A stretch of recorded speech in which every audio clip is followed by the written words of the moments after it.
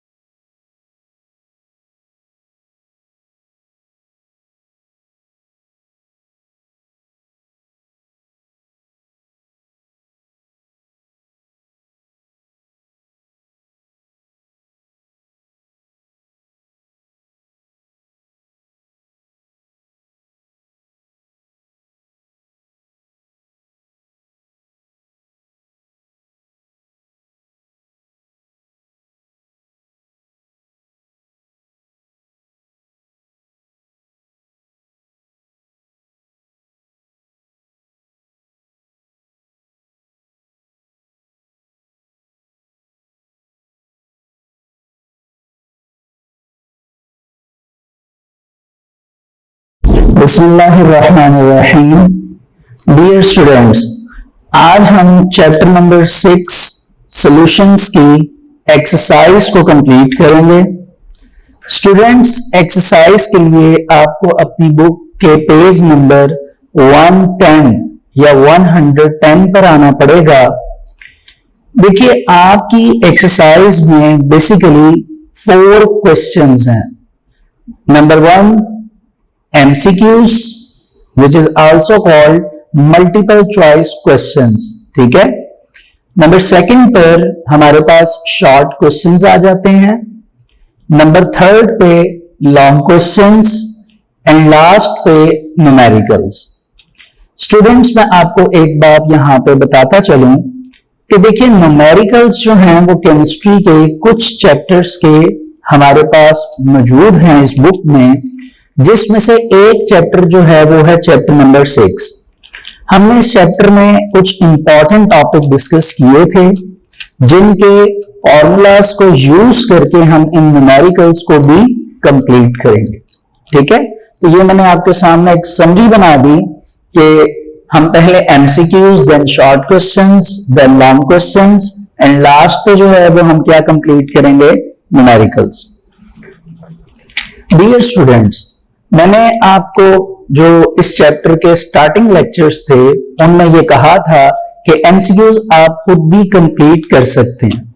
Hopefully कुछ जो students हैं उन्होंने अभी तक कंप्लीट कर लिए होंगे, लेकिन कुछ स्टूडेंट्स ऐसे हैं जिनसे शायद MCQs ना हुए हों, इसीलिए MCQs जो हैं वो आपको मैं भी करवा रहा हूं। तो जिनके हो गए हैं वो अपने MCQs कंफर्म कर लें, और जिन्होंने नहीं किए वो काइंडली इनको मार्क कर लें। तो MCQs पेज नंबर 110। पहले MCQs स्टूडेंट्स हमारे पास है, mist is an example of solution. कि मिस्ट हमारे पास किस सोल्यूशन की एग्जाम्पल है। देखिए, मैं आपको साथ साथ रेफरेंस भी कोशिश करूंगा कि दूं कि कहां पे ये MCQs राइट किया गया है, ताकि आप एक दफा जाके उस आर्टिकल को रीड भी कर लें। तो मिस्ट के हवाले से अगर बात की जाए, जो कि हमारा पहला MCQs है, तो आप अगर स्टूडेंट्स साथ ही इसके पेज नंबर 99 निकालें तो आपको एक टेबल नजर आएगा जहां पे आपको मिल जाएगा कि mist basically is that solution which is formed liquid in gas. ठीक है, जो तब बनता है जब लिक्विड इन गैस जो है वो बेसिकली हमारे पास लिक्विड इन गैस से मुराद के लिक्विड हमारे पास सॉल्यूट होगा और गैस हमारे पास उस टाइम क्या मौजूद होगी, सॉल्वेंट। ठीक है, ये 4th नंबर पे इस टेबल पे आप देख सकते हैं, आपको एग्जांपल्स में लिस्ट मिल जाएगी। इसके बाद सेकंड एमसीक्यूज है कि विच one of the following is a liquid in solid solution. तो इसी टेबल में अब आप देखिए, आपने लिक्विड इन सॉलिड सॉल्यूशन देखना है, तो आपको लिक्विड इन सॉलिड सॉल्यूशन में एग्जांपल्स में जो एग्जांपल नजर आएगी उनमें से एक एग्जांपल इस एमसीक्यूज में राइट की गई है और वो क्या है, बटर। लिक्विड इन सॉलिड किसके एग्जांपल में आता है, बटर की। ठीक है, बटर मींस मक्खन। अच्छा जी, नेक्स्ट है जी concentration is a ratio of, यानी हम जब भी कंसंट्रेशन की बात करते हैं तो वो किस चीज की रेशियो होती है। तो आप स्टूडेंट्स अगर कंसंट्रेशन यूनिट्स के टॉपिक पर आए पेज नंबर 100 में, तो इसके फर्स्ट पैराग्राफ में ही आपको इसका आंसर मिल जाएगा and the option is B, solute to solution. क्या है, solute to solution. Next MCQs number 4 है कि जी which one of the following solutions contain more water. देखिए यहां पे 4 वैल्यूज गिवन है, ठीक है, और साथ जो है वो कैपिटल M जो है वो वैल्यूज के साथ दिया गया। अब यहां पे ये सवाल है कि कैपिटल M क्या चीज है, then it is the symbol of molarity.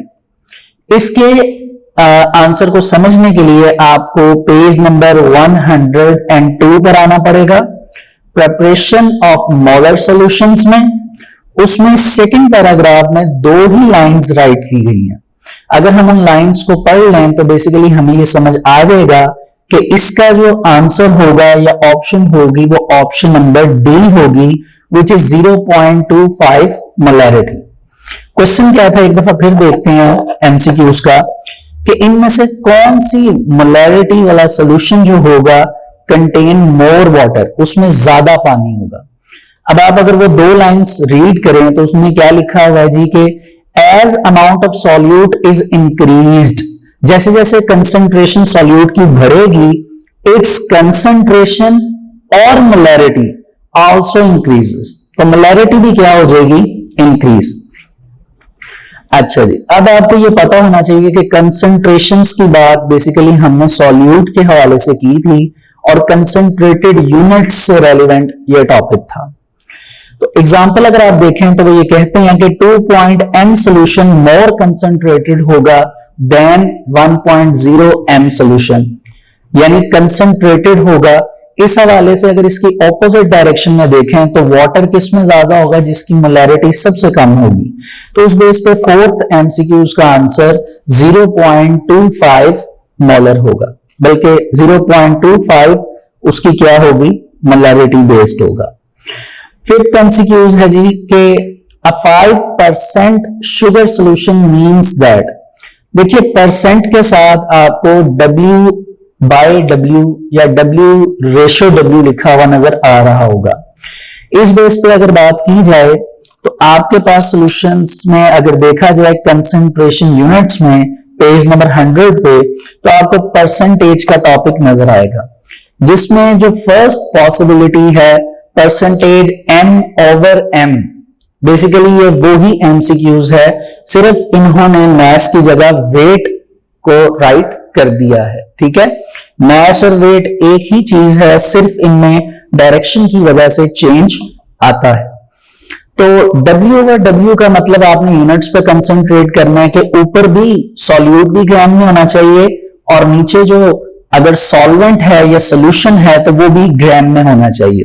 तो आप स्टेटमेंट्स को देखिए, ग्राम बाय ग्राम होनी चाहिए।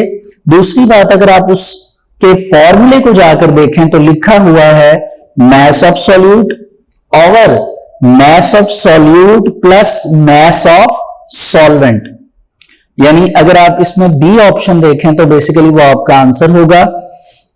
बी ऑप्शन में क्या लिखा गया जी, 5 gram of sugar is dissolved in 100 gram of water, यानी आपके पास शुगर कितनी है, 5 ग्राम। तो अगर आप उस हवाले से देखेंगे तो 5 डिवाइडेड बाय 5 प्लस 95, ठीक है, तो वो बेसिकली आपका कितना हो जाएगा 100 ग्राम। नेक्स्ट है आपके पास एमसीक्यूज नंबर 6, ये सॉल्यूट सॉल्वेंट इंटरेक्शन का आपके पास टॉपिक है स्टूडेंट्स, पेज नंबर 105। ये एमसीक्यूज वहां से है। स्टेटमेंट क्या है जी कि if the solute forces are stronger enough, कि अगर सॉल्यूट और सॉल्यूट के दरमियान की फोर्सेस बहुत ज्यादा स्ट्रॉन्ग हैं, इतनी those of solute solvent forces, कि जो सोल्यूशन बनना था सॉल्यूट और सॉल्वेंट का बाद में उसके रिजल्ट में, अगर उसकी निस्बत सॉल्यूट सॉल्यूट फोर्सेस स्ट्रॉन्ग हैं तो क्या होगा? तो इसका आंसर बी होगा, डज नॉट डिसॉल्व, कि सॉल्यूट जो है वो सॉल्वेंट में डिसॉल्व नहीं होगा और सॉल्यूशन फॉर्म्ड नहीं होगा, बल्कि सॉल्यूट जो है वो बॉटम पर जाके बीकर की बैठ जाएगा, जो कि अनडिसॉल्व सॉल्यूशन बनेगा, जिसको आप सस्पेंशन भी कह सकते हैं। नेक्स्ट 7th एमसीक्यूज है, ये इफेक्ट्स ऑफ टेम्परेचर का टॉपिक है, इसी पेज पे 105 के लास्ट पे यहां से आया है। स्टेटमेंट क्या है जी एमसीक्यूज की? विच one of the following will show negligible effect of temperature. देखिए नेग्लिजिबल का मतलब होता है ब्राय नाम, यानी वो चीज या ऐसी कंसंट्रेशन या कोई ऐसा टेम्परेचर जो कंसंट्रेशन में बहुत ही कम है लेकिन उसका इफेक्ट बहुत जरूरी है, ठीक है। तो इधर ये लिखा हुआ है कि अगर इनमें से आपने इन चारों में से कोई एक सॉल्ट ऐसा बताना है जिसके ऊपर टेम्परेचर का इफेक्ट बहुत कम होता है, तो बेसिकली आपके पास ये जो टॉपिक है इफेक्ट्स ऑफ टेम्परेचर का, उसके पेज नंबर 107 पे जो थर्ड पॉसिबिलिटी थी नो चेंज इन हीट, वहां पे आपको ये सॉल्ट मिलेगा। और आपको याद होगा कि हमने इसके एग्जाम्पल जो की थी वो थी सोडियम क्लोराइड NaCl, यानी 7th एमसीक्यूज का जो आंसर है वो डी ऑप्शन है। उसके बाद आपके पास स्टूडेंट्स 8th एमसीक्यूज है, विच one of the following is a heterogeneous mixture. आपने बताना है कि इनमें से जो 4 ऑप्शंस हैं इनमें से हेट्रोजीनियस मिक्सचर कौन बनाता है। देखिए हेट्रोजीनियस मिक्सचर के बारे में हमने बेसिकली सस्पेंशंस में पढ़ा था, तो अगर आप सस्पेंशंस के टॉपिक पर आ जाएं पेज नंबर 108 पे, तो आपको इस स्टेटमेंट से रेलेवेंट आंसर मिल जाएगा and the answer is C, milk of magnesia, ठीक है, जिसको मिल्क ऑफ मैग्नीशिया भी पढ़ा जाता है। इसमें स्टूडेंट्स आप इसको एक और नाम से भी याद रखते हैं, मैग्नीशियम हाइड्रो ऑक्साइड, और जिसका केमिकल फॉर्मूला प्रीवियस लेक्चर में मैंने राइट भी किया था। नेक्स्ट 9th एमसीक्यूज है जी कि Tyndall effect is shown by. देखिए हमने पढ़ा था कि जितने भी कोलाइडल सॉल्यूशंस हैं सिर्फ वो टिंडल इफेक्ट शो करते हैं। तो कोलाइडल के टॉपिक में या कोलाइड के टॉपिक में जो कि पेज नंबर 107 पे आपको मिलेगा, आप उसमें जाकर देखिए और मैच करिए इसकी 4 ऑप्शंस को, तो आपको नजर आएगा कि बेसिकली जेली जो है वो इसका आंसर है, और जेली बेसिकली कोलाइड या कोलाइडल सॉल्यूशन की एग्जांपल में आता है जो कि टिंडल इफेक्ट को शो करता है। फिर इसी से रेलिवेंट एक और एमसीक्यूज है, एमसीक्यूज नंबर 10 कि Tyndall effect is due to. Tyndall effect किसकी वजह से होता है, तो वो हमारे पास सी इसका आंसर है, जो कि हमें पहले से ही पता है कि scattering of beam of light, ठीक है। नेक्स्ट हमारे पास 11th एमसीक्यूज है स्टूडेंट्स। आप इस एमसीक्यूज की स्टेटमेंट को गौर से देखिए और यूनिट्स के ऊपर जो है वो कंसंट्रेट करिए।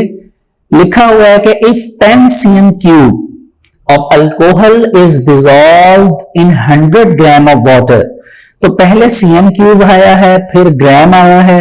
cm क्यूब जो है बेसिकली वॉल्यूम का यूनिट है और ग्राम मास का, तो इट मींस दैट नीचे जो 4 ऑप्शंस हैं उनमें वॉल्यूम आप ऊपर होना चाहिए रेशियो में, ठीक है, नॉमिनेटर में, और जो ग्राम या वेट होगा वो बॉटम पे होना चाहिए डिनोमिनेटर में। तो आप देखिए इसकी जो ऑप्शन होगी वो होगी सी, जी तो एमसीक्यूज नंबर 12 से आप देखिए, एमसीक्यूज नंबर 12 है when a saturated solution is diluted it turns into, यानी आपके पास एक सैचुरेटेड सॉल्यूशन अवेलेबल है। सैचुरेटेड सॉल्यूशंस क्या होते हैं स्टूडेंट्स? ऐसे सॉल्यूशंस जिनमें मैक्सिमम अमाउंट ऑफ सॉल्यूट होता है। वो कह रहा है कि आप उसमें उसको डाइल्यूट कर दें उस सॉल्यूशन को। It means that you have to add the water as a solvent. Water को एज अ सॉल्वेंट के तौर पर ऐड करेंगे, या फिर आप यूं कह लीजिए कि वाटर जैसे ही ऐड होगा तो वो एज अ सॉल्वेंट कंसीडर होगा कंसंट्रेशन के एतबार से। तो जैसे ही ये काम होगा तो आपका सॉल्यूशन जो है वो डाइल्यूट होने की तरफ चला जाएगा। और अगर सॉल्यूशन आपका डाइल्यूट होता है तो इनमें से एक ऑप्शन बताइए वो कौन सा सॉल्यूशन बनेगा? तो बेसिकली स्टूडेंट्स वो आपका अनसैचुरेटेड सॉल्यूशन बनेगा, जो कि आपके पास डी ऑप्शन है आंसर के तौर पे, और पेज नंबर 98 है। अगर वहां पे आकर आप अनसैचुरेटेड सॉल्यूशंस की डेफिनेशन पढ़ें तो आपको नजर आएगा कि ऐसा सॉल्यूशन, दो solutions which contain lesser amount of solute than that which is required to saturate। ठीक है, लीजिए स्टूडेंट्स लास्ट हमारा एमसीक्यूज है, एमसीक्यूज नंबर 13 कि molarity is the number of moles of solute dissolved इन। तो आपको ये पता है कि मोलैरिटी जब हमने पढ़ा था तो हमने ये कहा था कि उसके लिए हम जो सिलेंडर यूज करते हैं मोलैरिटी को मेजर करने के लिए, किसी भी मोलर सॉल्यूशन को बनाने के लिए, तो बेसिकली उसकी जो मेजरमेंट है वो 1 dm क्यूब होती है। तो ये इसका आंसर आपके पास डी आ जाएगा कि 1 dm क्यूब ऑफ सॉल्यूशन जो है वो बनेगा जब भी आपने किसी भी सॉल्यूट के मोल्स की बेस पर उसकी क्या निकालनी है, मोलैरिटी। तो इस तरह स्टूडेंट्स हमारे पास जो हमारा पहला क्वेश्चन है एमसीक्यूज का, वो क्वेश्चन क्या होता है, कंप्लीट। अब आइए क्वेश्चन नंबर 2 पर, यानी शॉर्ट आंसर क्वेश्चंस। देखिए जहां तक शॉर्ट क्वेश्चंस की बात है, इनमें से कुछ क्वेश्चंस तो मैंने आपको ड्यूरिंग लेक्चर्स बता भी दिए थे। कुछ क्वेश्चन ऐसे हैं शॉर्ट क्वेश्चंस जो कि मुझे आपको बताने पड़ेंगे। मैं आपको रेफरेंस देता हूं, आप उन रेफरेंसेस को फॉलो करें और उनके आंसर्स को आपने राइट करना है। ठीक है, देखिए पहला क्वेश्चन जो है बहुत simple, why suspension and solutions do not show Tyndall effect while colloids do. देखिए बड़ी सिंपल सी बात है, बेसिकली ये साइज ऑफ मॉलिक्यूल पे ये क्वेश्चन डिपेंड करता है। आपको जैसा कि मैंने समझाया था पेज नंबर 108 पे जो टेबल बना हुआ है आप वहां पे देख सकते हैं कि टिंडल इफेक्ट जो है वो बेसिकली सिर्फ कोलाइडल सॉल्यूशन जो है वो शो करते हैं। क्यों? क्योंकि वो सॉल्यूशन जो है उनमें से बीम ऑफ लाइट स्कैटर कर सकती है, वाइल अगर हम सस्पेंशन एंड सॉल्यूशन की बात करें तो उनमें से नहीं करती। क्यों? सॉल्यूशन के पार्टिकल्स बहुत ज्यादा छोटे होते हैं, ठीक है, और जो सस्पेंशन है उसके पार्टिकल्स बहुत ज्यादा बड़े होते हैं, जिस वजह से लाइट ब्लॉक कर जाती है। तो आप स्टूडेंट्स इसमें जो सेकंड लास्ट बल्कि लास्ट पॉइंट जो है उसको आप रीड करेंगे और इनको आप जो है ये 3 पॉइंट्स को कंबाइन करके आपने इसका आंसर राइट करना है। ठीक है, नेक्स्ट आपके पास है जी कि what is the reason for the difference between solutions, colloids and suspensions.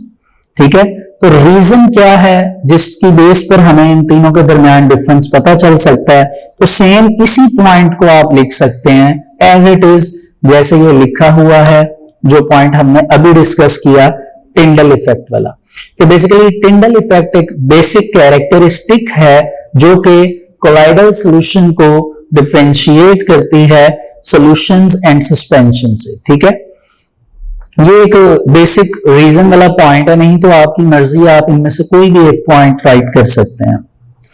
Next है जी why the suspension does not form a homogeneous mixture. Basically उसके पार्टिकल्स का साइज बहुत बड़ा होता है और नेचुरली तौर पे जो हमारे पास सस्पेंशंस मौजूद हैं दे आर हेट्रोजीनस। ठीक है, तो इसके बारे में हमने पेज नंबर 108 यानी 108 पे पढ़ा था, आप इसको वहां पर देख सकते हैं। नेक्स्ट है जी कि how will you test whether given solution is a colloidal solution और नॉट। तो स्टूडेंट्स एक ही टेस्ट है, दिस इज टिंडल इफेक्ट, जिससे आप ये देख सकते हैं कि आपके पास गिवन सॉल्यूशन जो है वो कोलाइडल सॉल्यूशन है कि नहीं। हाँ जी, क्वेश्चन नंबर 5 जो है ये एक इंपॉर्टेंट शॉर्ट क्वेश्चन है और ये बहुत मर्तबा आया भी हुआ है। कहता है जी कि classify the following into true solution and colloidal solution. इसके लिए आप एक छोटा सा टेबल बना लेंगे। एक तरफ टेबल के आप डिफरेंस का जिस तरह क्वेश्चन लिखते हैं वैसे ही एक तरफ आप हेडिंग देंगे ट्रू सॉल्यूशन की, दूसरी तरफ आप हेडिंग देंगे कोलाइडल सॉल्यूशन की। अब इनमें से आपने जो है वो पिक करने हैं कि ट्रू सॉल्यूशन में आप कौन से राइट करेंगे और कोलाइडल सॉल्यूशन में। तो देखिए इसमें मोस्टली वो एग्जांपल्स लिखी हुई हैं जो कि कोलाइडल सॉल्यूशन की एग्जांपल्स में जाके अगर आप मैच करें तो आपको अंदाजा हो जाएगा कि यस दिस इज इट, ये कोलाइडल सॉल्यूशंस हैं। बहरहाल अभी मैं आपको बताता चलूं कि जो लास्ट 2 लिखे हुए हैं कॉपर सल्फेट सॉल्यूशन और सिल्वर नाइट्रेट सॉल्यूशन, ये दोनों जो हैं स्टूडेंट्स ये ट्रू सॉल्यूशन की एग्जांपल में आते हैं। तो ट्रू सॉल्यूशन वाले ब्लॉक में आप इनके बारे में लिखेंगे।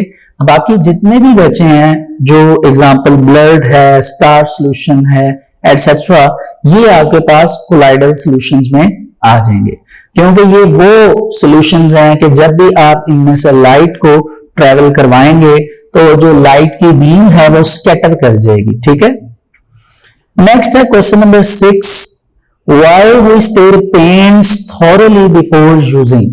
कि जब हम पेंट इस्तेमाल करने लगते हैं जिसको हम रंग कहते हैं तो उसको हम पहले अच्छी तरह मिक्स क्यों करते हैं। देखिए बेसिकली ये क्वेश्चन सस्पेंशंस के ऊपर डिपेंड करता है, सस्पेंशंस के टॉपिक पर। इसका प्रॉपर आंसर इधर अवेलेबल नहीं है, इसलिए इसका आंसर जो है वो मैंने व्हाइट बोर्ड पे आप देख सकते हैं, मैंने लिखा हुआ है क्वेश्चन नंबर 6 फ्रॉम एक्सरसाइज। ठीक है, और गिवन मैंने नीचे इसका जो आंसर है वो आपको लिखवा दिया, आप इसको कॉपी कर लीजिए। मैं फिर आपको ये समझाता हूं कि हम बेसिकली पेंट्स को जब इस्तेमाल करने लगते हैं तो उससे पहले हम उसको मिक्स क्यों करते हैं। देखिए हमने अगर आपको गौर करें आप तो आपको नजर आएगा सस्पेंशन के टॉपिक्स में, सस्पेंशन के टॉपिक में कि बेसिकली पेंट जो है it is a good example of suspension. ठीक है, अब अगर ये सस्पेंशन है तो सस्पेंशन की जो प्रॉपर्टीज हैं वो प्रॉपर्टीज पेंट पर भी अप्लाई होंगी। जैसे सस्पेंशन जो है वो हेट्रोजीनियस मिक्सचर होते हैं। ठीक है, दूसरी बात सस्पेंशन जो है उनके particles are so big enough, वो इतने बड़े होते हैं और हैवी होते हैं कि बेसिकली वो नीचे जाकर बैठ जाते हैं बीकर के बॉटम पर, यानी सेटल डाउन हो जाते हैं। आप ये समझिए ये आपके पास एक बीकर है, उस बीकर पर इस तरह ये पार्टिकल्स जो सस्पेंशन के हैं वो ऐसे आकर नीचे की तरफ जो आपके बीकर की बॉटम सरफेस है उस बॉटम सरफेस पर आकर सेटल डाउन हो जाते हैं। अब अगर ऐसा होगा तो पेंट में और भी मटेरियल्स मौजूद होते हैं तो वो तो सही तरह से आपस में मिक्स नहीं हुआ तो उसको यूज नहीं किया जा सकता। बेसिकली इसीलिए जब भी पेंट को लाया जाता है घरों में तो बेसिकली उन पेंट को पहले मिक्स किया जाता है अच्छी तरह। मिक्स करने से क्या होता है कि वो जितने भी सेटल डाउन पार्टिकल्स हैं वो सस्पेंड हो जाते हैं। सस्पेंड का मतलब वो दोबारा आके ऊपर अपर सरफेस पर आकर स्टक हो जाते हैं या सस्पेंड हो जाते हैं, लाइक इस तरह।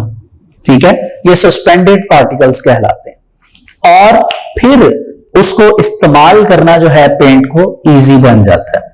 ये जो मैंने आपको बात समझाई है लिटरली यही सेम बात मैंने यहां पे राइट की है। वो स्टिर पेंट, स्टिर का मतलब क्या होता है, मतलब कि उसको स्टिर करना, मिक्स करना, कि हम पेंट्स को मिक्स करते हैं बिफोर यूजिंग, इस्तेमाल करने से पहले, बिकॉज क्योंकि paint is a suspension. Paint क्या है, सस्पेंशन है।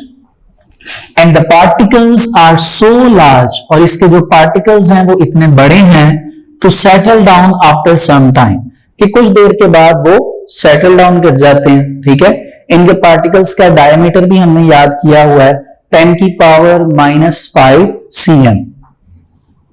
सो इसके बाद कॉमा आ जाएगा, We stare it thoroughly we stare it thoroughly, हम इसे अच्छी तरह से मिक्स करते हैं बिकॉज क्योंकि settle down particles will suspend again, ताकि वो जो नीचे पार्टिकल्स बैठे हैं बॉटम पे वो दोबारा सस्पेंड हो जाएं in the mixture and easy to use. जो उसमें बाकी केमिकल्स हैं उसके लिए वर्ड मिक्सचर आया ताकि वो एक अच्छा मिक्सचर बन जाए, एंड इजी टू यूज यानी जब आप उसको इस्तेमाल करें तो इस्तेमाल करने में क्या हो जाए आपके लिए आसानी। ठीक है, ये बेसिकली आपके एक्सरसाइज का शॉर्ट क्वेश्चन नंबर 6 था। अब नेक्स्ट आ जाएंगे, which of the following will scatter light and why. कि आपके पास देखिए नीचे शुगर सोल्यूशन है, सॉल्ट सोल्यूशन है एंड मिल्क ऑफ मैग्नीशिया या मैग्नीशिया इसको पढ़ा जाता है, मैंने आपको पहले भी बताया था। इसके बारे में आपने बताना है कि इन तीनों में से कौन सा ऐसा सोल्यूशन है जो कि लाइट को स्कैटर करेगा और क्यों। देखिए इनमें से जो भी सोल्यूशन कोलाइडल सोल्यूशन के एग्जांपल में आएगा वो बेसिकली क्या करेगा, लाइट को स्कैटर करेगा, बीम ऑफ लाइट को। और अगर वो ये काम करता है तो बेसिकली वो टिंडल इफेक्ट को शो करता है। रीजन ये है कि उसके पार्टिकल्स जो हैं वो होमोजेनियस होते हैं दिखने में, लेकिन एक्चुअली दे आर हेट्रोजीनियस। ठीक है, यानी अगर आप इस क्वेश्चन के लिए कोलाइडल सॉल्यूशन का पॉइंट नंबर 2 पेज नंबर 108 पर पढ़ लें तो इसका आंसर इसमें से निकालना और आंसर लगाना आपके लिए मुश्किल नहीं होगा। इसके बाद जो स्टूडेंट्स नीचे क्वेश्चंस गिवन हैं बेसिकली इनके बारे में मैं आपको पहले बता चुका था, आप देख सकते हैं। आई थिंक सो इनमें आपको ऐसा कोई प्रॉब्लम नहीं आएगा। इसमें क्वेश्चन नंबर 11 है कि justify with an example that solubility of a salt increases with the increase in temperature. ठीक है, क्वेश्चन की टोन को चेंज किया गया, लेकिन आपको बेसिकली ये क्वेश्चन का आंसर पहले ही आता है, हमने ये कवर किया हुआ है। क्वेश्चन को फिर देखिए एक दफा कि एक एग्जांपल से जस्टिफाई करें कि अगर आप टेम्परेचर को इंक्रीज करते हैं तो सॉल्ट की सॉल्युबिलिटी भी क्या हो जाती है, इंक्रीज हो जाती है। तो ये हमने कहां पढ़ा था, आप अगर इफेक्ट्स ऑफ टेम्परेचर के टॉपिक पर जाएं और वहां पे एंडोथर्मिक रिएक्शन को देखें। एंडोथर्मिक रिएक्शन मीन टू से हीट इज एब्जॉर्ब्ड। उस टॉपिक में फर्स्ट पैराग्राफ आप छोड़ दें, उसके बाद वाला जो रिएक्शन लिखा हुआ है solute plus solvent plus heat single headed arrow solution, इस रिएक्शन को आप लिखेंगे इस आंसर में, इस क्वेश्चन के आंसर में। और उसके नीचे वाले पैराग्राफ की 1 से 2 लाइंस हैं जिसमें वो आपको ये समझा रहा है कि हीट एब्जॉर्ब इसीलिए हो जाती है क्योंकि सराउंडिंग पार्टिकल्स जो हैं वो इस काम में मदद करते हैं, जिसकी वजह से आपका जो बीकर होता है वो बीकर की जो वॉल्स हैं वो कूल डाउन पड़ जाती हैं। ठीक है, तो ये जस्टिफिकेशन है जो आप इसमें देंगे। लास्ट में क्वेश्चन नंबर 12 है, सिंपल सा ये क्वेश्चन है, पहले भी बताया, एक दफा आपको फिर बता दिया जाता है ताकि कंफर्म हो जाए। आपने कंसंट्रेशन यूनिट्स के टॉपिक में जाना है, उसमें आपके पास पॉसिबिलिटीज मौजूद हैं, जिसमें 4th नंबर पे आपको नजर आएगी V by V percent solution. ठीक है, यानी वॉल्यूम बाय वॉल्यूम परसेंट। आप उसमें से डेफिनेशन लिख सकते हैं, साथ एग्जांपल लिख लें, आपका शॉर्ट क्वेश्चन कवर हो जाएगा। नहीं तो आप डेफिनेशन लिख लें और साथ फॉर्मूला जो गिवन है आप वो लिख सकते हैं। ठीक है, लेकिन याद रखें कि डेफिनेशन लिखना जरूरी है। मैं स्टूडेंट्स इस तरह अगर हम देखें तो हमारे शॉर्ट क्वेश्चंस भी क्या होते हैं, कंप्लीट होते हैं। अब मूव करते हैं लॉन्ग क्वेश्चंस की तरफ।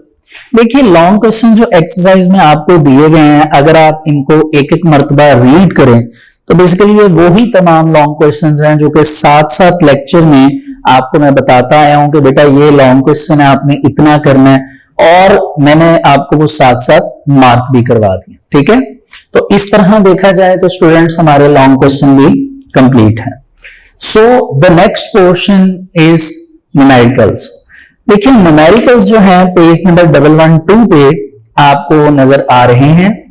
इन न्यूमेरिकल्स में से कुछ न्यूमेरिकल्स हैं जो मैं परफॉर्म करूंगा, बाकी जो न्यूमेरिकल्स बचेंगे साथ साथ मैं आपको गाइडलाइन दूंगा, तो स्टूडेंट्स आपने उसको एज अ होमवर्क के तौर पर कंप्लीट करना है। ठीक है, तो होपफुली आपने ये क्वेश्चन का जो आंसर है ये कॉपी कर लिया होगा। इसको मैं अब इरेज कर रहा हूं और हम यहीं से न्यूमेरिकल्स जो हैं वो स्टार्ट करेंगे। अच्छा, तो स्टूडेंट्स पहला न्यूमेरिकल जो आपके पास गिवन है, अगर आप उसको देखें, बल्कि हम इसको इरेज ही कर देते हैं, ठीक है। लें जी, न्यूमेरिकल नंबर 1। पहला जो न्यूमेरिकल है स्टूडेंट्स आपके पास वो ये है कि a solution contains 50 gram of sugar dissolved in 450 gram of water. What is the concentration of this solution?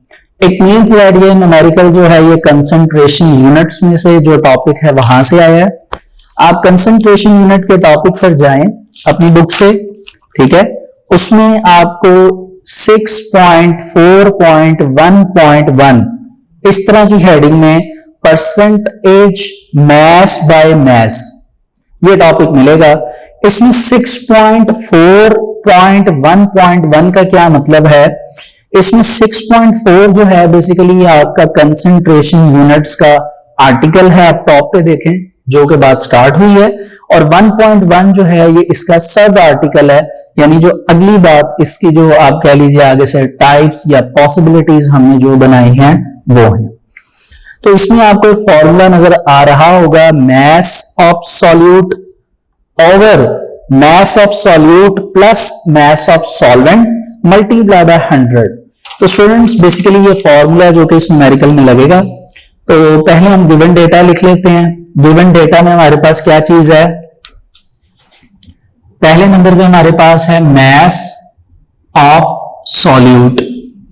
कितना मैस है जी हमारे पास? 50 ग्राम्स। फिर हमारे पास है जी मैस ऑफ सॉल्वेंट, वो कितने जी? 450 ग्राम। 450 है ना, हमारे पास मैस कितना है जी? 450 ग्राम। ये हमारे पास गिवन में आ गया। अब रिक्वायर्ड में हमारे पास क्या है? वो हमने मैस हमारे पास गिवन है, रिक्वायर्ड में हमने कंसंट्रेशन यूनिट निकालना है। तो बेसिकली इसके सॉल्यूशन में हम इसका फॉर्मूला जो है वो राइट करेंगे। वो फॉर्मूला क्या है जी? Mass of solute divided by mass of solute plus mass of solvent, ठीक है, multiply by 100। Mass of solute हमारे पास कितना है जी? 50 gram. Again mass of solute आएगा 50 प्लस सॉल्वेंट कितना है हमारे पास? 450 मल्टीप्लाई बाय 100, ठीक है। अब इसको स्टूडेंट सिंपल सा आपने सॉल्व कर लेना है, आपके पास कैलकुलेटर है, ठीक है। जितना हो सकता है सिंपली मैं कर देता हूं। 50 ओवर 450 में 50 ऐड करें, कितना हो गया?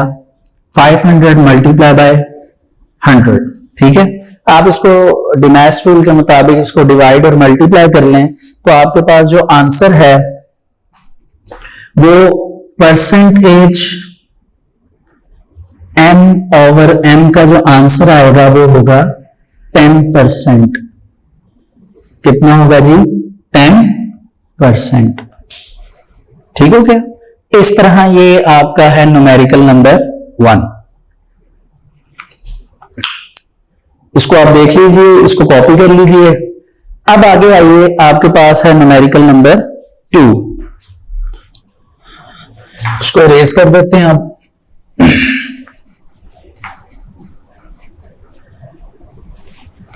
ठीक है, तो यहां पे अब हम क्या करने लगे हैं जी? Numerical number 2। पहले इसके स्टेटमेंट हम रीड करेंगे। स्टेटमेंट क्या है? कहते जी कि if 60 centimetre cube of alcohol is dissolved in 940 cm cube of water, then what is the concentration of this solution. पहली बात कि ये कंसंट्रेशन यूनिट्स में से ही ये न्यूमेरिकल है। दूसरी बात, आप इसके यूनिट्स को देखिए। यूनिट्स को देखने से आपको पता चल जाएगा कि कौन सी पॉसिबिलिटी की बेस पर यह न्यूमेरिकल सॉल्व होगा। तो पहली वैल्यू जो 60 सेंटीमीटर क्यूब है, 60 है, उसके साथ सेंटीमीटर क्यूब है यानी वॉल्यूम, और 940 जो वैल्यू है सेकंड वैल्यू उसके साथ भी सेंटीमीटर क्यूब है यानी वॉल्यूम। इट मींस दैट आपको जो फाइंड आउट करनी है कंसंट्रेशन यूनिट में, जो कंसंट्रेशन यूनिट फाइंड करना है वो है V/V यानी वॉल्यूम ओवर वॉल्यूम। तो अब आप अगर बुक के फॉर्मूले पर आ जाएं जो आपको पेज नंबर 101 पे मिलेगा, तो आपको परसेंटेज वॉल्यूम बाय वॉल्यूम ये 6.4, 1.4 सब आर्टिकल में टॉपिक मिल जाएगा। इसका फॉर्मूला गिवन है, आप फॉर्मूला देख सकते हैं। अब हम क्या करेंगे, इसको सॉल्व करेंगे। हम पहले क्या लिखेंगे, सेम उसी तरह मास ऑफ सॉल्यूट जो गिवन है, इसी तरह क्या लिखेंगे, मास ऑफ सॉल्वेंट। ठीक है। अच्छा, यहां पे एक चीज मैं आपको बता दूं कि पहला जो न्यूमेरिकल हमने किया है उसमें नीचे सॉल्यूट प्लस सॉल्वेंट था। ठीक है, लेकिन अगर आप उसमें देखें पेज नंबर 101 पे, तो ऊपर आपको वॉल्यूम ऑफ सॉल्यूट मिलेगा और नीचे आपको क्या लिखा हुआ मिलेगा, वॉल्यूम ऑफ सॉल्यूशन। तो नीचे बेसिकली आपने वॉल्यूम ऑफ सॉल्यूशन की वैल्यू जो है वो पुट करनी है। तो इस बेस पे आप यहां पे मास ऑफ सॉल्वेंट की जगह मास ऑफ क्या राइट करेंगे, सॉल्यूशन। ठीक है, इसको सॉल्व करने के 2 से 3 मेथड हैं, लेकिन जो हमारे पास गिवन फॉर्मूला है हम उसकी बेस पे इसको क्या करेंगे, सॉल्व करेंगे। ठीक है। अच्छा, तो स्टूडेंट्स हमारे पास मास ऑफ सॉल्यूट कितना है, हमारे पास मास ऑफ सॉल्यूट है 60 सेंटीमीटर क्यूब और मास ऑफ सॉल्वेंट कितना, 940 सेंटीमीटर क्यूब। अब सिंपली हम इसमें सॉल्यूशन लिखेंगे, इसका फॉर्मूला अप्लाई करेंगे। फॉर्मूला हमने याद किया हुआ है, तो कैसे याद किया हुआ है वो आपको पेज नंबर 101 पे गिवन है, वो आपने याद करना है। ठीक है, वो क्या है, वॉल्यूम इधर यहां पे इक्वल आएगा, volume of solute divided by volume of solution multiply by 100। Volume of solute हमारे पास गिवन है 60 centimetre cube, volume of solution 940 centimetre cube and multiply by 100। Mass rule से जब आप इसको मेजर करेंगे तो आपके पास परसेंटेज V/V का बेसिकली क्या आ जाएगा, आंसर। ठीक है, ये आपके पास क्या आ जाएगा, आंसर आ जाएगा। तो आप ये देखिए कि परसेंटेज V/V का आंसर कैसे आएगा, डिमास रूल के मुताबिक अगर आप इसको डिवाइड करें तो आपको इसका आंसर 6% जो है वो मिल जाएगा। आपको पता चल जाएगा कि ये आंसर कैसे आया है। ठीक है। अच्छा स्टूडेंट्स, अब जो आपके पास न्यूमेरिकल नंबर 3 है ये जरा इंपॉर्टेंट है, इसको जरा गौर से सुनिए। ये जिस तरह चैप्टर नंबर 1 में हमने कुछ काम किए थे न्यूमेरिकल्स के, उससे भी रिलेटेड है। तो इसमें 3 हमारे पास पार्ट्स हैं न्यूमेरिकल के, जिसमें से एक मैं परफॉर्म करूंगा, बाकी 2 जो हैं वो आप परफॉर्म करेंगे।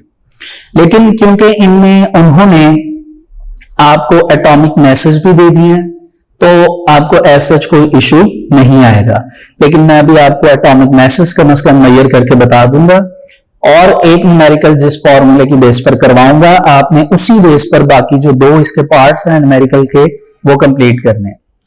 तो आपका क्वेश्चन नंबर 3 क्या है, how much salt will be required to prepare following solutions, कि आपने सॉल्ट को मेजर करना है। सॉल्ट आपका क्वेश्चन है, यानी मास ऑफ सॉल्यूट आपने मेजर करना है।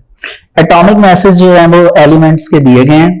अब इसमें ए जो क्वेश्चन है हम उसको पहले स्टार्ट करेंगे। ए क्वेश्चन मैं करूंगा, बी एंड सी आप करेंगे। तो स्टूडेंट्स इसमें न्यूमेरिकल नंबर चेंज हो जाएगा, चेंज होकर न्यूमेरिकल नंबर हो जाएगा हमारे पास 3। न्यूमेरिकल नंबर 3 में हमारे पास पार्ट ए है। ठीक है, पार्ट ए में क्वेश्चन क्या है जी, 250 centimetre cube 250 centimetre cube of potassium hydroxide, KOH को क्या कहते हैं, potassium hydroxide, solution of 0.5 m यानी मोलर, 0.5 मोलर। अब देखिए यहां पे आपको सबसे पहले तो जो है वो गिवन डेटा जो है वो लिखना आना चाहिए। अब 250 सेंटीमीटर क्यूब जो है बेसिकली ये आपके पास वॉल्यूम है। KOH पोटेशियम हाइड्रोक्साइड का मोलर मास आपको निकालना आना चाहिए, जिसको एटॉमिक मास कहा जा रहा है। और तीसरे नंबर पे आपके पास मोलैरिटी है, यानी तीन चीजें आपको गिवन है, ठीक है। और आपने मास ऑफ सॉल्यूट को जो है वो मेजर करना है। तो इसमें सबसे पहले हम गिवन डेटा में आ जाएंगे। गिवन डेटा में हमारे पास मोलैरिटी है 0.5 m, ठीक है, ये हमारे पास मोलैरिटी आ गई। फिर हमारे पास वॉल्यूम है 250 cm क्यूब। अब इसमें लेट हम क्या करेंगे, एटॉमिक मास। एटॉमिक मास नहीं बल्कि हम इसको मोलर मास लिख सकते हैं। मोलर मास ऑफ, किसका मोलर मास निकालना है, पोटेशियम हाइड्रोक्साइड KOH। K जो है इसकी कंसंट्रेशन कितनी है 1, एक पोटेशियम है ना, और मास कितना होता है multiply bye its mass which is 39, ठीक हो गया। ऑक्सीजन कितनी है जी, कंसंट्रेशन है 1 है, टोटल ऑक्सीजन का मास कितना होता है 16। इसी तरह हाइड्रोजन भी 1 है, मास कितना होता है 1, 39 आ जाएगा, 16 आ जाएगा, 1 आ जाएगा। अब इसको ऐड करेंगे तो इस तरह हमारे पास इसका मोलर मास आ जाएगा, मोलर मास ऑफ KOH,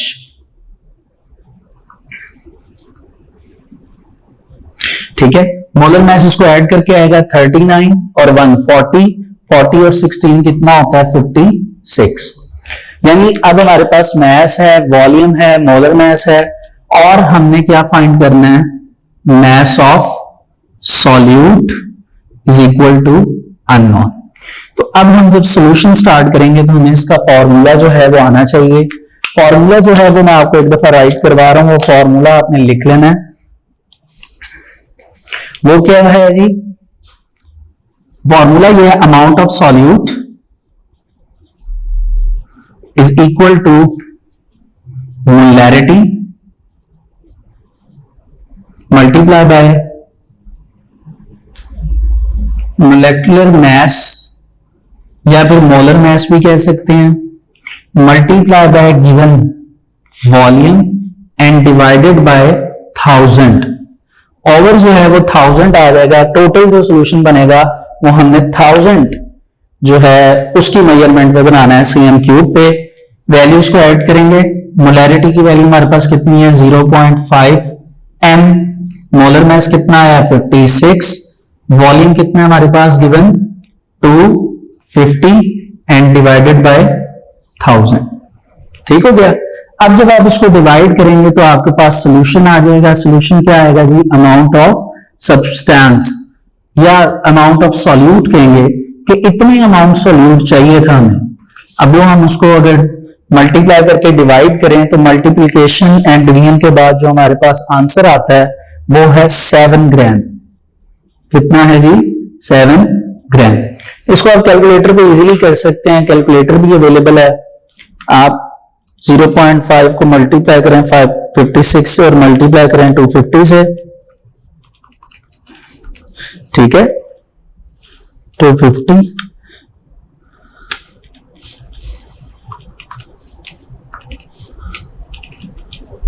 जी 7000 आएगा डिवाइडेड बाय 1000 तो आपके पास आंसर 7 आ जाएगा। इधर एक जीरो कम लगा हुआ था, ये वो जीरो आ गया, ठीक है। तो 7 ग्राम आपको सॉल्यूट चाहिए इस सॉल्यूशन को तैयार करने के लिए, जिसमें 250 cm क्यूब आपके पास पोटेशियम हाइड्रोक्साइड सॉल्यूशन है और 0.5 मोलैरिटी उसकी है। इसी बेस पर आपने इसका बी एंड सी पार्ट करना है।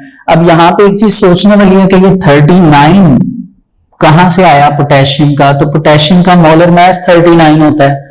आप अगर इस ब्रैकेट को देखें जो क्वेश्चन नंबर 3 आपकी स्टेटमेंट है, उस ब्रैकेट में एटॉमिक मास में पहला ही पोटेशियम क्या और वो कितना है 39। इसी तरह बी वाला क्वेश्चन एंड सी वाला, बी एंड सी तो आपको जैसा कि कहा खुद करना है, लेकिन इनके मोलर मैसेज में आपको फाइंड करके बता देता हूं।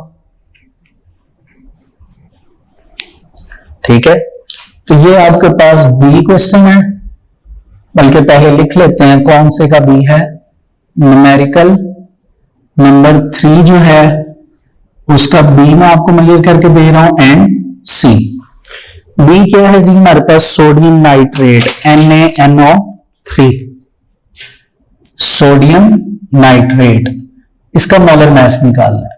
देखिए सोडियम की कंसेंट्रेशन कितनी है 1, और सोडियम का मास कितना होता है 23। ये आपको उसी ब्रैकेट में मिलेगा। सोडियम यहाँ पे हमारे पास 1 है और सोडियम का मास, सॉरी ये सोडियम था, ये नाइट्रोजन है। नाइट्रोजन जो है उसका मास हमारे पास गिवन है और हमें पता भी होना चाहिए। नाइट्रोजन का मास जो होता है वो 14 है, प्लस ऑक्सीजन होता है 16 एंड मल्टीप्लाई बाय 3, ये आ जाएगा 23, ये आ जाएगा 14, और ये 16 को 3 से मल्टीप्लाई करें तो 48 आता है। ठीक है, अगर आप इसको ऐड कर लें तो आपका सोडियम नाइट्रेट का मॉलिक्यूलर मास आ जाएगा। ठीक है, उसको ऐड कर लेते हैं। आपके पास क्या वैल्यूज हैं जी, 23, 14 एंड 48। 23, 14 एंड 48, तो आपके पास मास जो आ रहा है वो बेसिकली क्या आ रहा है 85। तो 85 इसका मोलेकुलर मास है। इसी तरह अगला जो है आपके पास सी पार्ट है सोडियम सल्फेट Na2SO4। इसमें सोडियम देखा जाए तो इस मरतबा सोडियम 2 टाइम्स है, 2 लगा हुआ है, तो आप 2 लिखेंगे, और सोडियम का मास कितना होता है 23, और सॉरी इधर आ जाएगा प्लस सल्फर आपके पास 1 है और सल्फर का मास आपको ब्रैकेट में लिखा हुआ नजर आएगा 32, प्लस ऑक्सीजन का मास 16 होता है और टोटल ऑक्सीजन कितने हैं यहाँ पे लिखे हुए हैं 4। 23 को 2 से मल्टीप्लाई करें 46, 32, 64। आप इसको ऐड करेंगे तो ऐड करने पर आपके पास Na2SO4 का मोलेकुलर मास आ जाएगा। ठीक है, इसको ऐड कर लेते हैं। क्या ऐड करना है जी, 46 प्लस 32 एंड प्लस 64, तो आंसर आपके पास आएगा 142। ठीक है स्टूडेंट्स, 142। अब ये बी और सी वाला न्यूमेरिकल आपने इसी क्वेश्चन के इस फॉर्मूले की बेस पे खुद करना है। नेक्स्ट आ जाए, आपके पास क्वेश्चन नंबर 4 है, आपने इसमें मोलैरिटी फाइंड करनी है। कहता है जी when we dissolve 20 gram of sodium chloride in 400 cm of cube of solution then what will be its molarity. आपने मोलैरिटी फाइंड करनी है। मोलैरिटी फाइंड करने के लिए पेज नंबर 101 के लास्ट पे आपको मोलैरिटी का टॉपिक नजर आ जाएगा, आप उसको देख सकते हैं, उसमें फॉर्मूला लिखा हुआ है, उस फॉर्मूले की बेस पर बेसिकली ये न्यूमेरिकल होगा। ठीक है, तो आइए देखते हैं उसे।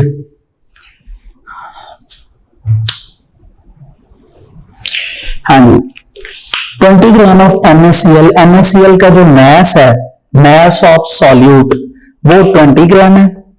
NaCl का मोलर मास हमको खुद निकालना आना चाहिए, और वॉल्यूम cm³ है 400, मोलैरिटी निकालनी। ठीक है, तो सबसे पहले हम इस न्यूमेरिकल में, न्यूमेरिकल नंबर क्या है, न्यूमेरिकल नंबर 4, आप लिखेंगे मास of solute. Mass of solute आपके पास गिवन है, और वो गिवन कितना है जी, मास ऑफ सॉल्यूट 20 ग्राम। दूसरे नंबर पे आप निकालते हैं मोलर मास ऑफ सॉल्यूट। ये निकालना खुद पड़ेगा, इसलिए लेट कर रहे हैं यहीं पे। क्या है जी, NaCl, सॉल्यूट है ना NaCl, तो हम सॉल्यूट की जगह NaCl लिख देते हैं। ठीक है, तो मोलर मास किसका निकालना है, NaCl, सोडियम क्लोराइड। सोडियम 1 है तो मास कितना है इसका 23, क्लोरीन 1 है और मास कितना है इसका 35.5।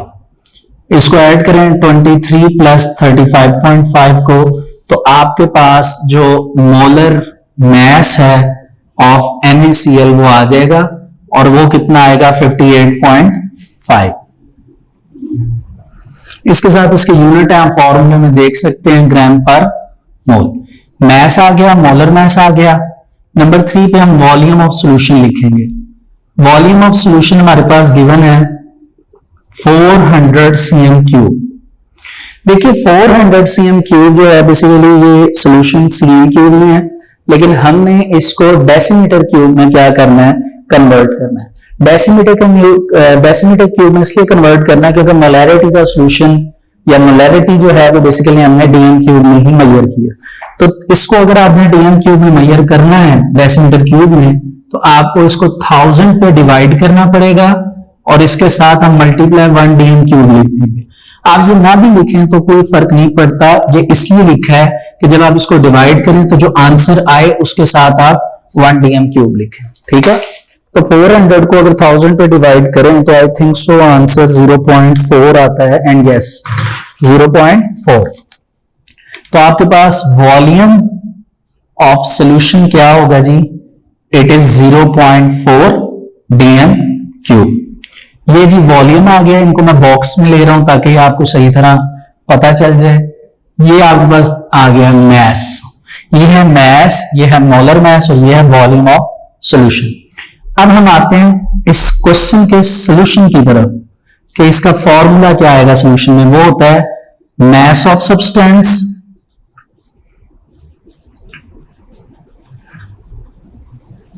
Over molar mass of substance और एक और divided by volume of solution. Basically it is the formula of is equal to molarity. ये किसका फॉर्मूला है, मोलैरिटी का। अब स्टूडेंट इसमें वैल्यू आपने ऐड करनी है, इसके आगे ही मैं ये कर रहा हूं, सेमीकोलन का साइन लगा दिया। मैस ऑफ द सब्सटेंस कितना है, 20 ग्राम। कितना है, 20 ग्राम। मोलर मैस कितना है हमारे पास गिवन, 58.5 ग्राम पर मोल। और वॉल्यूम कितना है हमारे पास 0.4 डीएम क्यूब। ठीक हो गया। अब देखिए ग्राम और ग्राम ऊपर नीचे नॉमिनेटर एंड डिनोमिनेटर में सेम है तो ग्राम कट जाएगा। मोल नीचे माइनस का तो ऊपर आके क्या हो जाएगा, प्लस का। डीएम नीचे देखें प्लस का तो ऊपर आके हो जाएगा माइनस का। आप इसका आंसर खुद निकाल लीजिए कैलकुलेटर में। बेसिकली मैं यूनिट बताना चाह रहा हूं कि आप जो भी आंसर निकालेंगे उसके साथ मोल का आंसर -1 आएगा और डीएम क्या आ जाएगा, क्यूब। सॉरी, मोल जो है वो आ जाएगा, मोल सिंपल 1 आ जाएगा, वो लिखने की जरूरत नहीं है। तो आपका जो भी इस न्यूमेरिकल का आंसर आएगा उसके साथ यूनिट क्या बनेगा, मोल, जो कि नीचे नेगेटिव था ऊपर आके पॉजिटिव हो जाएगा, और डीएम नीचे पॉजिटिव था ऊपर आके क्या हो जाएगा, नेगेटिव। तो मोल पर डीएम क्यूब जो है वो इसके आंसर का यूनिट बनेगा। ये आप लिख लीजिएगा। अच्छा जी, नेक्स्ट आपके पास आता है जी question number 5 students. We need to prepare 100 cm cube of 0.4 m solution of MgCl2. How much magnesium chloride is needed? ठीक है, सेम आपके पास ये भी इसी तरह के पैटर्न पे होगा जिस तरह न्यूमेरिकल नंबर 4 की और 5 इनका पैटर्न सेम है। इसको आप देख लीजिएगा, इसको आप खुद परफॉर्म करिए। अब लास्ट हमारा न्यूमेरिकल है जी न्यूमेरिकल नंबर 6।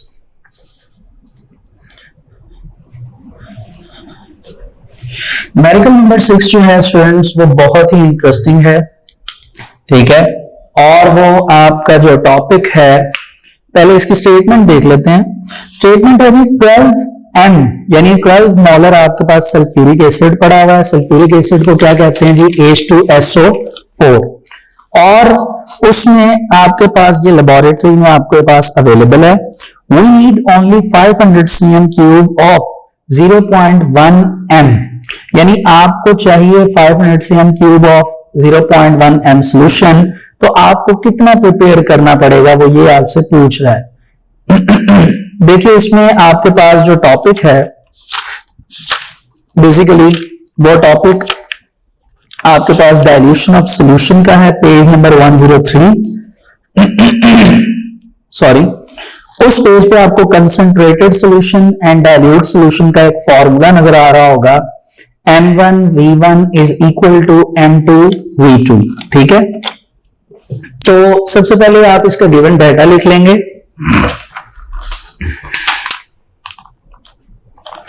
तो याद रखिए, जो आपके पास लेफ्ट साइड पे चीज है वो कंसंट्रेटेड कहलाती है फॉर्मूले में, और राइट साइड वाली चीज जो है वो डाइल्यूट कहलाती है। ठीक है, उस बेस पे देखा जाए तो पहली वैल्यू है 12 m of sulphuric acid, solution is available in the laboratory, यानी molarity of concentrated solution.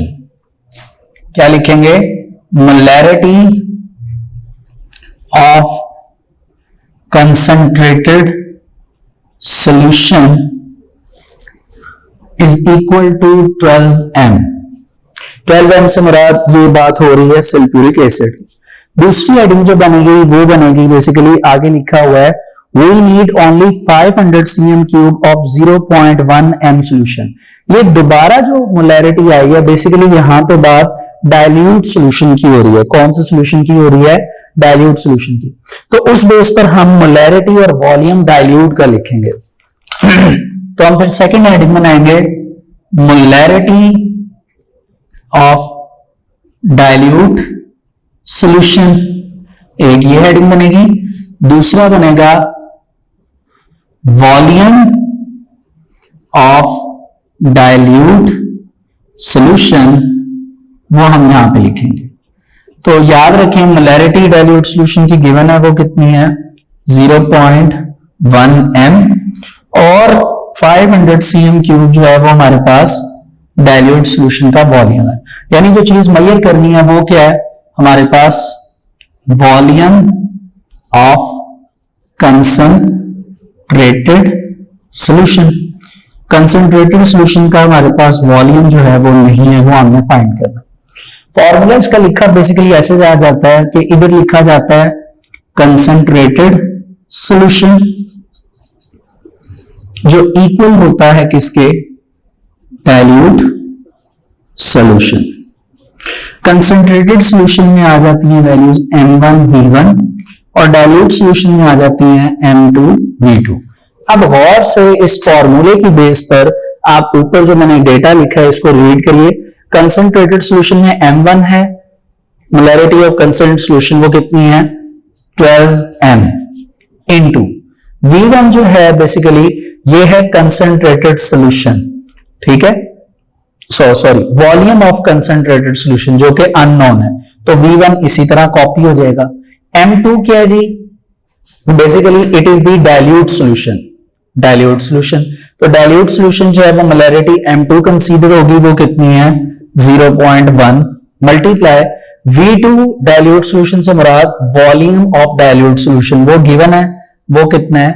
500 cm cube. ठीक हो गया। अब इसको आपने अरेंज करना है। अरेंज करने का तरीका क्या होगा? v1 अपनी जगह पर ही रहेगा 0.1 मल्टीप्लाई बाय 500 cm क्यूब, वो भी अपनी जगह पर रहेगा। 12 m जो है वो बेसिकली इधर आकर क्या हो जाएगा? डिवाइड हो जाएगा। 12 इधर आकर क्या हो जाएगा? डिवाइड। ठीक है, ऐसे हम इसको क्या कर देंगे? 12 को इसके नीचे लाकर डिवाइड। 12 जब यहां पे डिवाइड हो जाएगा तो सबसे पहले तो ऊपर 0.1 जो है वो मल्टीप्लाई होगा 500 से और डिवाइड होगा 12 से। जब इसकी डिवीजन हो जाएगी, यहां पे मैं इसका आंसर राइट कर रहा हूं, इस बॉक्स में पूरा आ जाएगा। ठीक है, तो जैसे हम इसको मल्टीप्लाई करके डिवाइड करेंगे कैलकुलेटर पे, हमने करना क्या है जी? हमने 0.1 को मल्टीप्लाई करना है 500 से। ठीक है, जो आंसर है उसको डिवाइड करना है किससे? 12 से। तो हमारे पास 4.16 क्या आ जाएगा आंसर? तो हमारे पास v1 का आंसर क्या आ रहा है? 4 क्या था? 4.16। ठीक है, अब इसका यूनिट क्या आएगा? तो देखिए वॉल्यूम, और वॉल्यूम का यूनिट क्या होता है? cm cube. तो आपको साथ से यूनिट लिखने की जरूरत नहीं, वो कंफ्यूजन हो जाती है। आप इसको एज इट इज लिख देंगे। ये इसको सॉल्व करने के बाद ये इसका आंसर है। ठीक है, इसको सॉल्व करने के बाद ये इसका ये आंसर है। तो ये बेसिकली स्टूडेंट्स हमारा न्यूमेरिकल था, numerical number 6, and it is the last numerical of the chapter 6। Hopefully ये न्यूमेरिकल आपको अच्छी तरह समझ आए होंगे। मैंने एक एक स्टेप करके आपको बताया है, बहुत सिंपल मेथड से, ताकि आप सबको समझ आ जाए। एंड होपफुली आपने इस लेक्चर को एंजॉय किया होगा। स्टूडेंट्स, अभी आप देख सकते हैं कि हमने इस लेक्चर में आज की अगर हम समरी करें तो हमने एमसीक्यूज कंप्लीट किए, शॉर्ट क्वेश्चंस कंप्लीट किए, लॉन्ग क्वेश्चन के हवाले से आपको मैंने गाइड किया। And the most important thing is that कि मैंने न्यूमेरिकल्स आपको 90%, आप कह लीजिए कि 80% खुद करके दिखाए, ताकि आप उसे कॉपी कर लें और साथ आपको समझाया भी। इसके बाद भी अगर स्टूडेंट्स, अगर आपको इस लेक्चर से रेलेवेंट कोई प्रॉब्लम आती है, लाइक आपसे क्वेश्चन आंसर्स में कोई इश्यू आ रहा है, शॉर्ट क्वेश्चंस में या लॉन्ग क्वेश्चंस में, इस वीडियो के लास्ट पे आपको एक व्हाट्सएप नंबर गिवन है, आप उसके ऊपर वॉइस टेक्स्ट या फिर आप उस पर वॉइस मैसेज, सॉरी पहले मुझे टेक्स्ट कहना था, आप उस पर टेक्स्ट कर सकते हैं या वॉइस मैसेज कर सकते हैं, और आपको जो भी प्रॉब्लम है उससे रिलेटेड आप क्वेरी जो है वो पूछ सकते हैं। सो स्टूडेंट्स, आज का हमारा ये लेक्चर यहां तक कंप्लीट होता है। इंशाल्लाह नेक्स्ट टाइम नेक्स्ट चैप्टर के साथ आपसे मुलाकात होगी। अल्लाह हाफिज।